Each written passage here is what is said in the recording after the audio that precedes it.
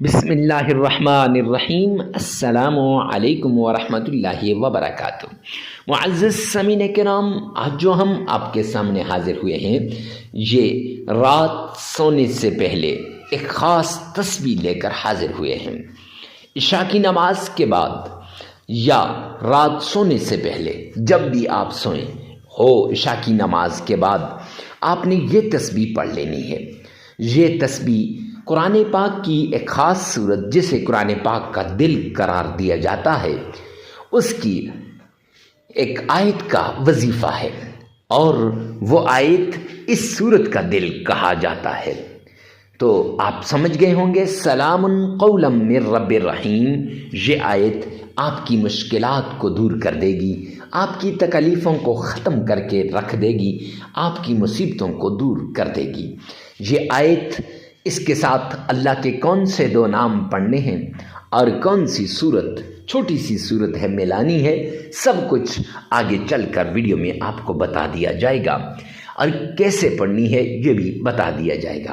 معزز سامعین کرام، رات سونے سے پہلے جب آپ تنہائی میں ہوں اور جب آپ ساری ٹینشنوں سے فری ہو جائیں، سارے کاموں سے فری ہو جائیں، ایک کونے میں بیٹھ جائیں اور باوضو ہو کر آپ نے یہ عمل شروع کرنا ہے۔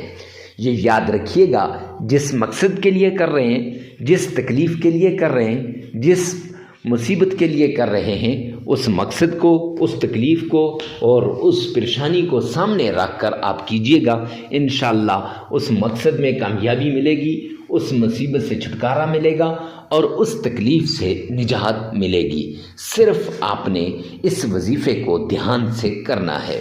تو آئیے چلتے ہیں ان شرائط کی طرف جن شرائط سے دعائیں قبول ہوتی ہیں، وظائف قبول ہوتے ہیں، اور سب سے بڑی کہ عبادات قبول ہوتی ہے۔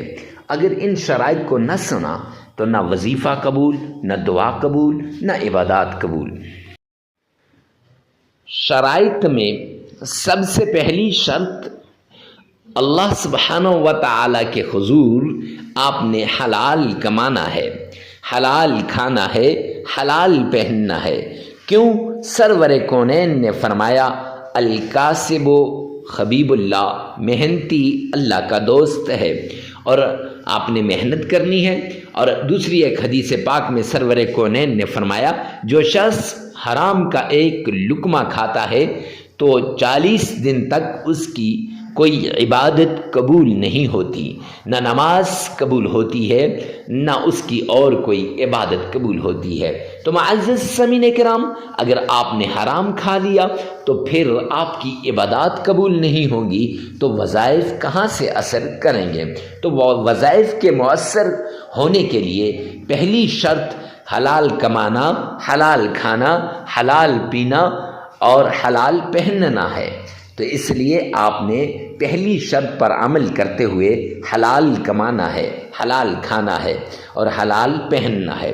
دوسری شرط، آپ نے نماز کی پابندی کرنی ہے، کیوں اللہ کا اعلان ہے قرآن پاک کے اندر، وَمَنْ أَعْرَضَ عَنْ ذِكْرِي فَإِنَّ لَهُ مَعِيشَةً ضَنْكًا، جو میرے سامنے جھکنے سے اعراض کرے گا، جو میری یاد سے غافل ہوگا، جو مجھے یاد نہیں کرے گا، قرآن کی تلاوت نہیں کرے گا، نماز نہیں پڑھے گا، فرمایا فَإِنَّ لَهُ مَعِيشَةً ضَنْكًا، میں اس کی معیشت کو تباہ و برباد کر کے رکھ دوں گا۔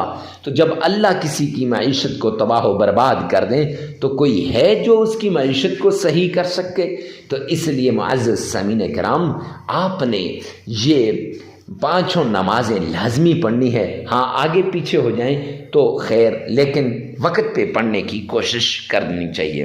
تیسری شرط، آپ نے اکیلے میں، تنہائی میں، ایسی جگہ میں آپ نے عمل کرنا ہے جہاں کوئی آپ کو ڈسٹرب نہ کرے، ڈسٹربنگ کریٹ نہ کرے۔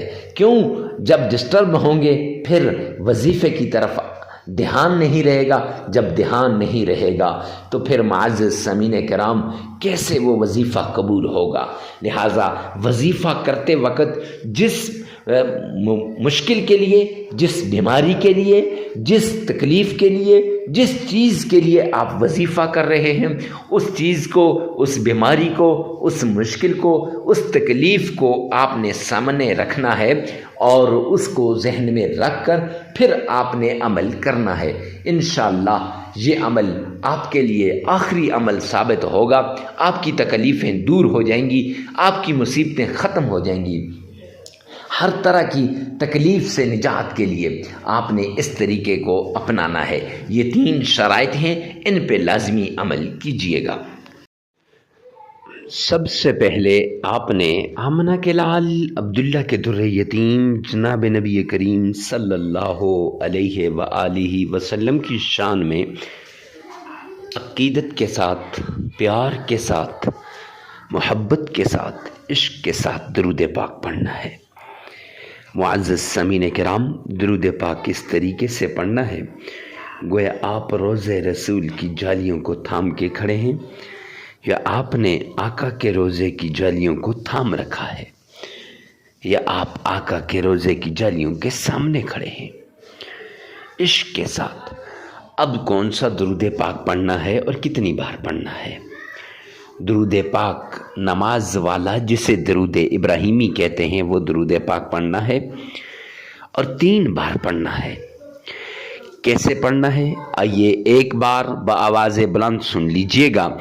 اللہم صلی علی محمد وعلی آل محمد کما صلیت علی ابراہیم وعلی آل ابراہیم انک حمید مجید۔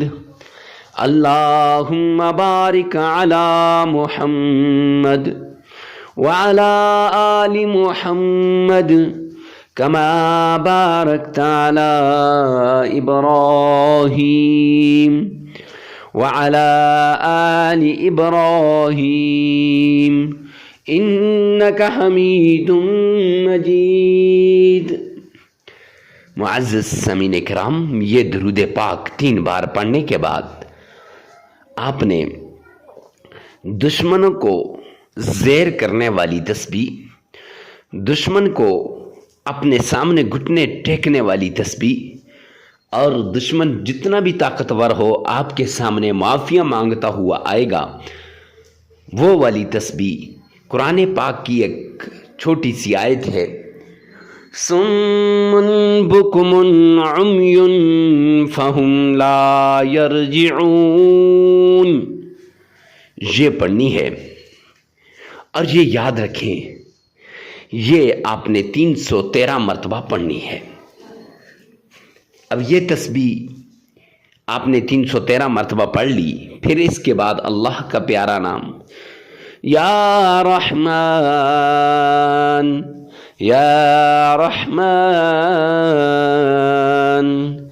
یہ نام آپ نے 1001 بار پڑھ لینا ہے، اور پھر آپ نے قرآن پاک کی سورہ اخلاص، قل هو اللہ احد اللہ الصمد لم یلد ولم یولد ولم یکن له کفوا احد، یہ آپ نے 11 بار پڑھ لینی ہے، اور پھر 3 بار درود پاک پڑھ لینا ہے۔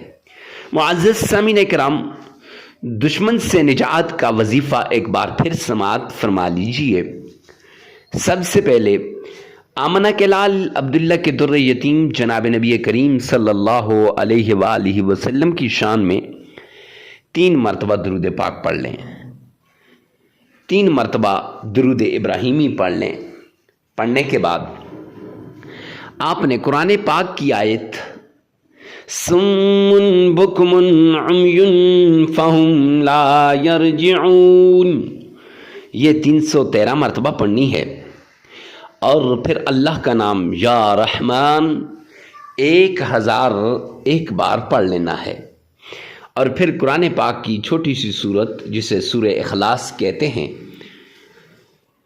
سورہ اخلاص آپ نے صرف 11 بار پڑھنی ہے، اور پھر 3 بار وہی درود پاک جسے درود ابراہیمی کہتے ہیں وہ درود پاک آپ نے 3 مرتبہ پڑھ لینا ہے، عمل مکمل ہو جائے گا۔